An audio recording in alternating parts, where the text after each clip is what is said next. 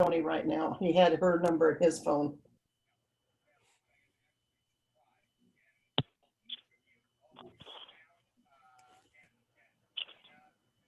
I'm a little bit surprised about the center is open because my wife meets in one of the other centers in Arlington, and they're closed, and they were told it might be the end of the year before they could get back in there.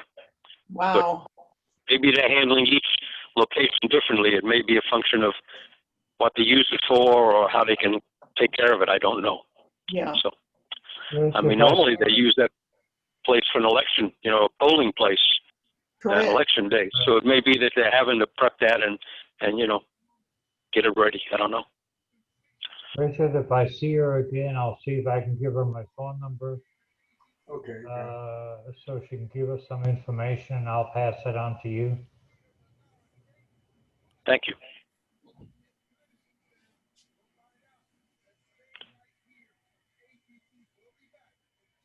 I promise I won't get in trouble. You won't. Well, Rich, I guess we could go around and do a show and All tell right. if you want to do that, or All right. Well, I was going to say, we pretty much got everybody we're expecting at this point. I haven't seen Ralph. I presume he's not in on the call then. Is that correct? I haven't seen him. Okay. I'm just looking at the people here.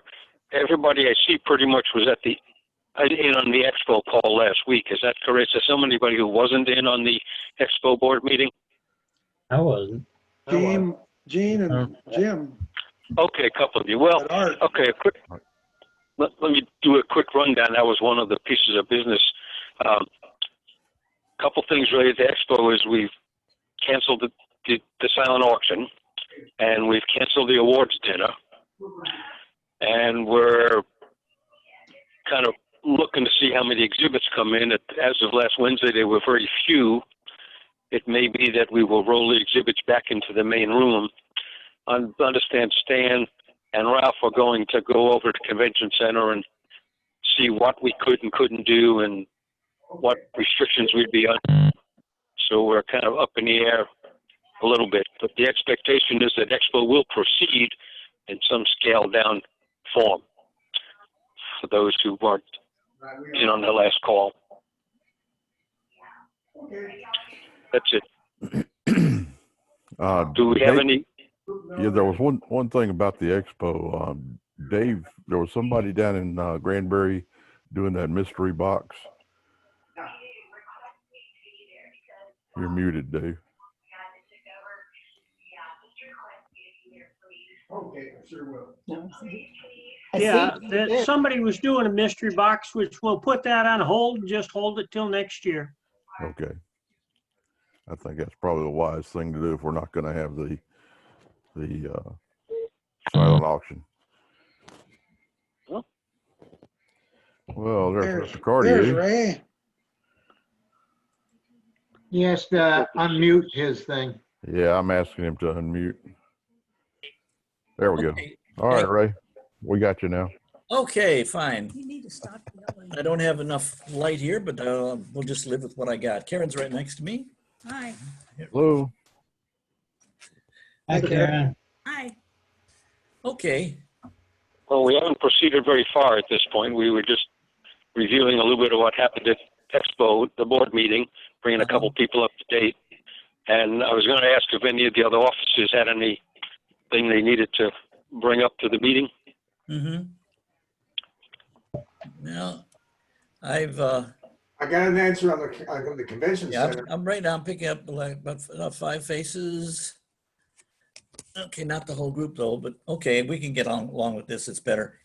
The only thing I can add to is I sent out 58 emails to individuals today asking them if they could exhibit, and I've got one back, yes, and he's given me something, and another one says he's going to check with some other people and see what they can do. So I'm just trying to get exhibits. I had only 19 pages as of the meeting, 19 frames, excuse me, as of the meeting. Okay. Okay, well, thank you. We'll again, I think we're kind of playing that one by ear. In the middle of September sometime, we'll find out how many of the dealers are still in or out. Apparently, there was a 15th December, I think, was the deadline to withdraw and get most of their money back. So 2 weeks from now, we ought to have a pretty good feel on what the dealer representation will be. Okay. And we'll, Ralph will figure out from there where we go, I suspect. Mm-hmm. Yeah, no, I think we set September 10th, was it, or 15th? Either 10th or 15th is the 10 deadline. or 15. Yeah. Okay, well, that's fine. All right, I don't know if there's any other real official business that we could do show and tell if anybody's got something. I know we started a little bit, people talking, Ken kicked off something.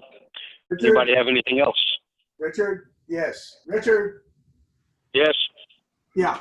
I just talked with Tony, and the convention center is open now, and it will be open in October from all the reports. The one thing they're requiring is we can only have 50% capacity in the room, which means about 40, 45 people. So, all right, so I mean, we could have 20 people roughly? Well, no, you can have 40. Okay, that seemed like, that's more than we would have in a normal meeting. Right. And this is not normal, so I wouldn't, I mean, with the ones we tried in July, we had what, 18, 19 something, wasn't that about the head count? Oh, Yeah. I think And he so was I wouldn't- talking, I think he was talking about what we could have at the expo. No, he was talking about at the Oh, okay. meeting. Bob Duncan Center. Okay, I understand. I'm sorry. Yeah, Ray. we were trying to, someone had brought up that the convention center was open. They had seen Tony and were told it was open, and I didn't get any word on that ahead of time. And so if that's the case, we can plan on an in-person meeting. Is it possible, Rick, to set up Zoom from there, or you have to be like at your home computer to operate that? I will have to check into that. I don't know for sure. All right. I might be able to do Because it I know on, number, yeah, I might be okay. able to do it on a laptop, but I'm not sure how our connection there at the center is. I don't think Yeah, I we do have a not very know. good one. I'll be glad to get back in. I've got most of the Scott catalogs for the year at my house, waiting to try to take them in the room and to figure out which ones are there that we want to sell. And so I'll try to get that done so we get the next newsletter. We can put out a word on these catalogs are for sale and create some space and recoup a little bit of the cost, maybe. Richard? Yes. Yeah.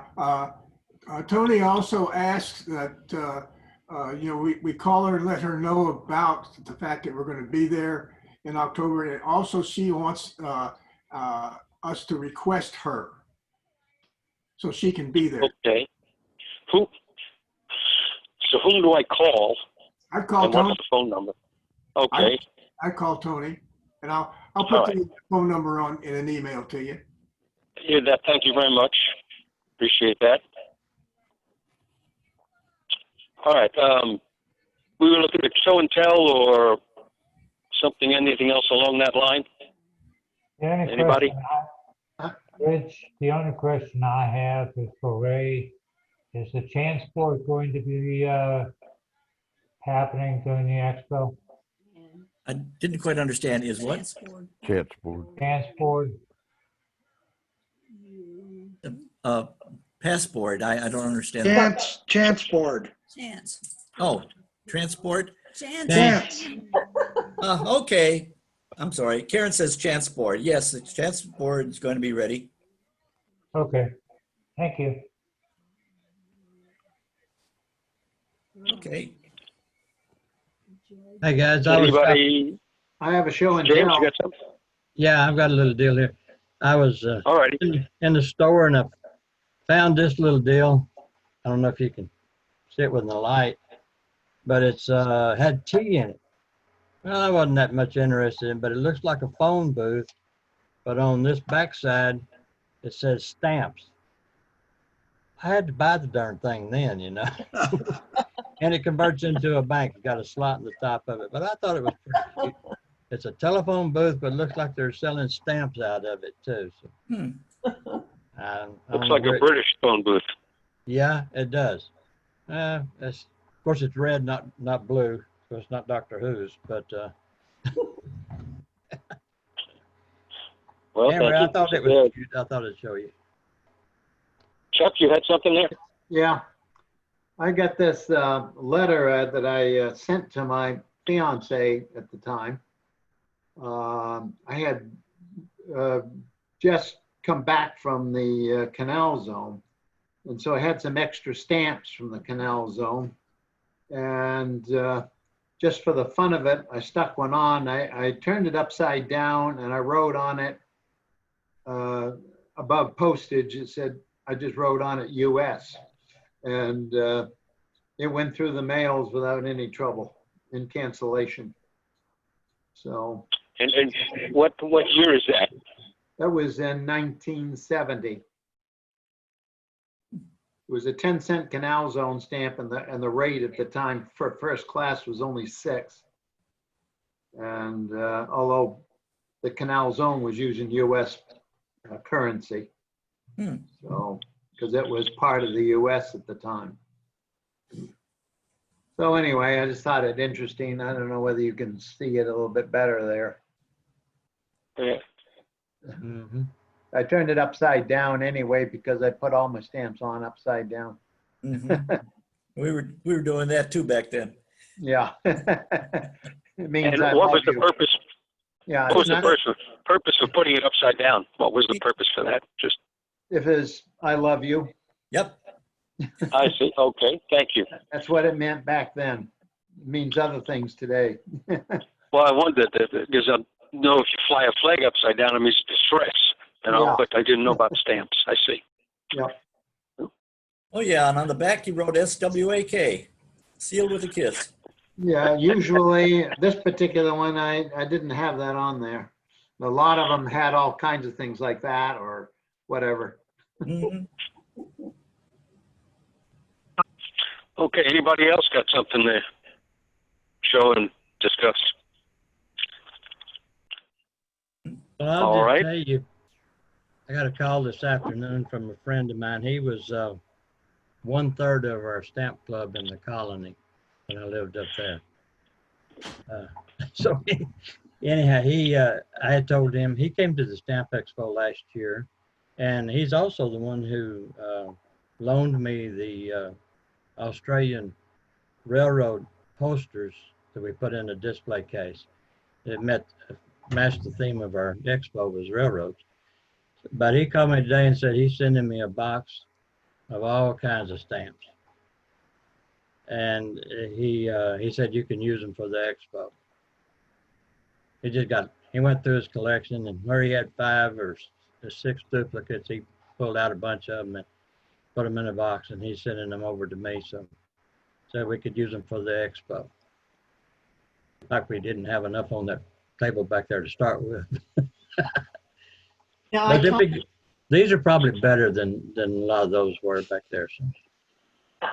I talked to Bob Wiederman this last week, and Mhm. yeah, he's very well supplied with stamps. Yeah. And so the mixture will be in good shape. Yeah, I spoke to Bob last night. He called me because I'd been trying to let him know when we were or weren't meeting, and as I said, we weren't in person. But he seemed very eager to be able to get out to Expo and, Yes. you know. All right, anything else there? Are we ready to go on to our program for the evening, if Ray is up to it? We're going to try it. I'm nowhere near as good at this as Rick Howell is, but I've got my slideshow on pictures, and Karen's going to move the pictures while I give some talk. You guys are going to have to let me know whether or not you can see them, because I'm only picking up 2 faces at a time on this, so I can't even see myself right now. So let me know whether this is in focus. I'm going to put it in now, and we'll see how this works. I need the Glen book, wherever it is. Can you see that? And is it clear? Anybody? See half of it. Huh? You can see the top half. If you click on the speaker view, his picture comes in. Speak on the speaker. Speaker view at the top. Okay, I have a Zoom meeting at the top, but I don't have a speaker view. Well, this is for everybody else, not Oh. you. They can only see the top half. Can you see the whole page there? I don't think we're Yes. seeing the bottom of it. I'm not Oh, sure. yeah, I've Okay, I got can it move it now. down a little. I did Okay. speaker view. There you go. Okay, can you read it? Yes. Okay. Okay. The Frontiers of Flight Museum Quit contacted me in, what, Karen? You're yelling. Okay, I'm yelling, she says, so I'll try not to yell. The Frontiers of Flight Museum called me and they wanted to know if I could had anything on Apollo 13. And I told him I had a one-frame exhibit. So he asked me to put it into a PowerPoint presentation, which I did for them, and they use that. Since I don't know how to use PowerPoint at the same time as I'm speaking, I've changed it so that Karen will pull the pages up and I'll just kind of give you some status on what it is. So this is the story of Apollo 13. Failure is not an option. Okay, Karen. Apollo 8, 10, 11, and 12 had already carried men to the moon. So Apollo 13 wasn't of interest to too many people. People just got tired of it. It was just same old thing. They called it redundant. And the baseball season was about to begin. And if anything's redundant compared to the space program, I think baseball would be. The liftoff occurred on April 11th, and this cover in the lower left-hand corner has a blue rubber stamp. The postmaster at Kennedy Space Center, when he started the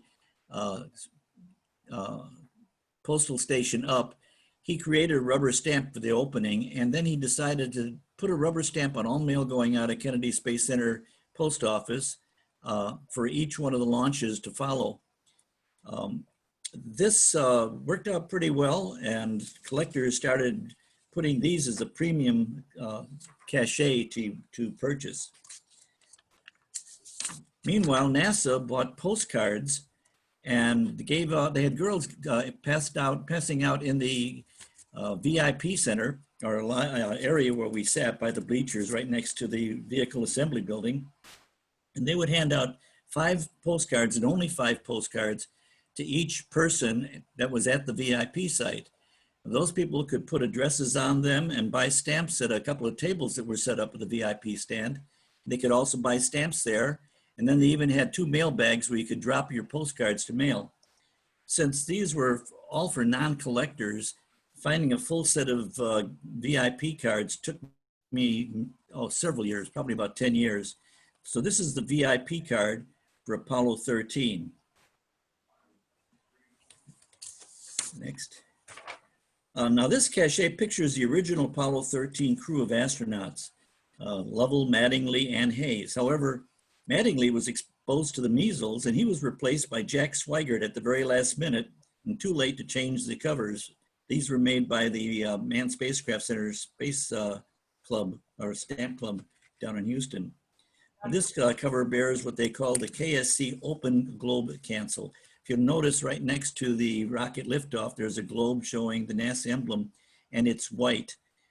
Those cancels were used at the Visitor Information Center as opposed to at the Kennedy Space Center post office, which, by the way, was closed to the public. You had to be badged to get to that post office. This one is was signed by NASA Administrator George Lowe. Okay, once the launch occurred, they had many stations around the Earth, like this one from Maine, which could only make contact while the craft was in Earth orbit. Of the many tracking stations on the Earth, only 4 were deep space networks which could communicate with spacecraft once they had left orbit and out to the moon. Goldstone in California, as shown here, 1 in Spain, and 2 in Australia.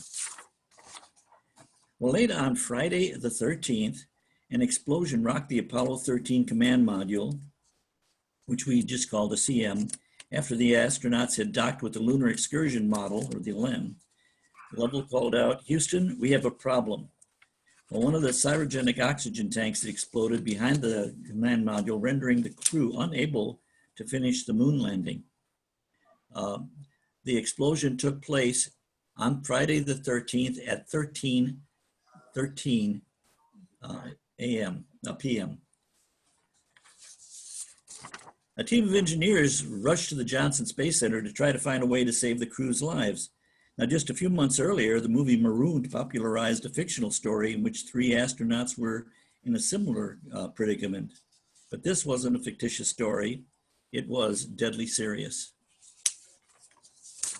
About 2 a.m. on Saturday the 14th, Gene Kranz gathered engineers at the Johnson Space Center, and he gathered some more at Kennedy Space Center by phone to all try to get together to solve the multiple problems at hand: oxygen, water, mechanical, and so on. He exhorted them by stating, "Failure is not an option." The decision was made to let the craft circle the moon and return to Earth using both the command module and the LEM, the Lunar Excursion Model, as lifeboats.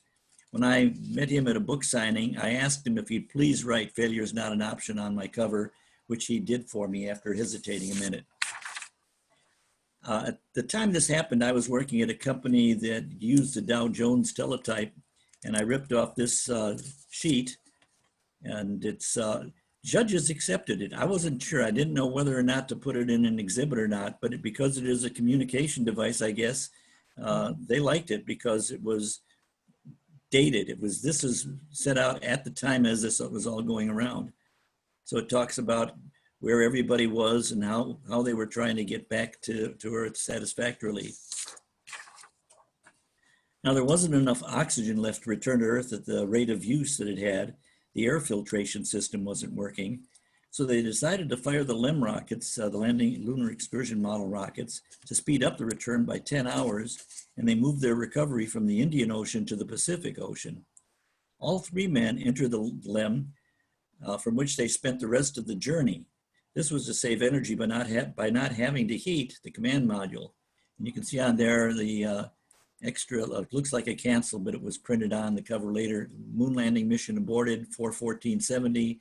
Lunar module engine fired at 2:43 a.m. Houston time for emergency return flight trajectory. Engineers duplicated efforts that the crew could use with what was available to them to repair some of the failing systems. Water was short. The temperature was dropped to 38 degrees Fahrenheit. A makeshift adapter was created to cleanse the air of carbon dioxide using materials from aboard the craft. This all came from various engineers and from the manufacturers of these vehicles. So like here, this cover is from McDonnell Douglas, who created the 3rd stage of the rocket, which was part of the configuration that they had at that time left while they were in space. So even these guys were called in to consult with the NASA engineers to try to find some way to save these guys' lives.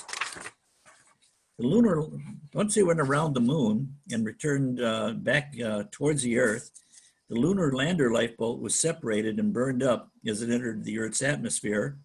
And so you see on that cover, it says, "Farewell Aquarius, and we thank you." So it went in the atmosphere, burned up, and their capsule landed right on target. It was so close to it that the people on deck could see the helicopters and C-130 aircraft encircling the splashdown site. TV cameras on board the ship recorded the splashdown and the recovery of the crew. This is the ship that recovered it, the USS Iwo Jima. The recovery was made south of Pago Pago, and the ship brought back the crew to Pearl Harbor while medical crews checked on the health of the 3 men. Other than having colds and being hungry, they were pronounced to be in pretty good shape. This is what I called, when I wrote my book on primary recovery ship cancellations, I called this the type 1 cancel, where the Iwo Jima was at the bottom of the hub. They have the type 2 cancel with the Iwo Jima at the top of it. The cache is a rubber stamp cache. A guy named Morris Beck sent 2 rubber stamps to each one of the recovery ships, the planned recovery ships, to use on all the mail going out. So the postal clerks on board the ships applied both the cache and the cancel. This one has the actual signatures of Jim Lovell, Jack Swigert, and Fred Hayes. Swigert died shortly after this event, and his signature is really, really hard to get. I'm glad I got mine early. Okay, next one. going through a box at one of our shows, and I found this cover. It looked like a standard, ordinary Art of Pages cachet until I saw the words at the bottom that said, "Welcome aboard," which was unusual. So I bought the cover for $1 or $2. And it turned out, when we did some research on it, that an officer aboard the Iwo Jima bought about 500 envelopes for the crews to buy and return to their friends and family, showing that they were there at the time of the recovery. So I notified the rest of the space unit about that, and they immediately started looking for these things. So they're nice. I met Lovell in person, had him sign my cover. Here you see the Type 2 cancel with Iwo Jima at the top. This is an official Beck cachet. The same man who gave the rubber stamps to each one of the ships would take envelopes from, we would send them up to 5 envelopes and 2 cents per envelope. So we'd send him a dime and 5 envelopes, and he put on a 2 or 3 color printed cachet. At the bottom of the cachet, you'll see a B838. This means it's the 838th ship cover that he made. He used to do them only for regular recovery ships, but starting with the last of the Mercury shots, he started working with collectors to get these kind of cachets. And the Beck cachet is really popular. It'll sell for about 4 or 5 times more than the rubber stamp cachets. Okay, next. I bought this cover and I thought that the cancel looked really strange. And if you look closely, there's no killer bars. Now, and that's unusual. Also, the gray is a different color gray from the color of the ink pads on board the recovery ship. I showed this to Ben Ramkissoon, who was our president of the space unit at that time, and he knew the people who sent this. I've erased their names from the corner of this cover because I don't want to pass along information about who they were. But he told me that he knew these people. They wouldn't have done anything like this. But then eventually 3 or 4 other kind of funky looking covers showed up. And he admitted that these were made by this couple. They had died. But he finally went ahead and backed me up in verifying that this is a fake cancel. Now, in addition to the primary recovery ship, or PRS, a fleet of secondary recovery ships were stationed around the globe like a necklace, so that when the capsules came down, if they were 200-300 miles off base, or if they had to be brought down early, like the Gemini 8 crew was in another ocean, there would be someone nearby to recover them. So these are covers from the Benjamin Stoddard, the USS New, and using a different cachet from Bob Ekus, the Kawashiwi. The Stoddard was based in the Pacific, the New was out in the Atlantic, and the Kawashiwi was also in the Atlantic, but closer to the islands, Pacific Islands.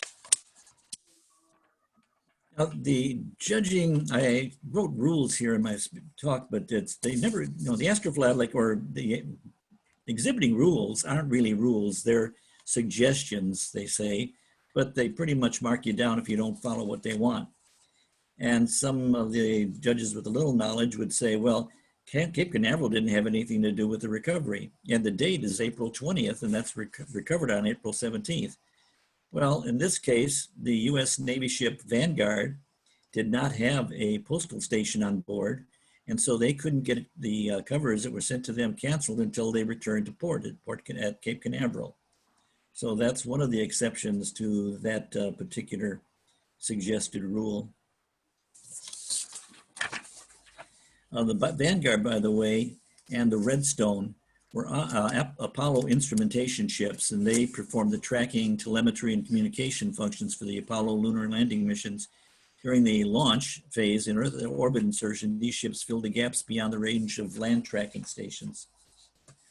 Okay, here we have a Kennedy Space Center cancel on the recovery date. I complained that the judges, much after we had started collecting space covers, started telling us that we couldn't use Kennedy Space Center cancels because they had nothing to do with the recovery.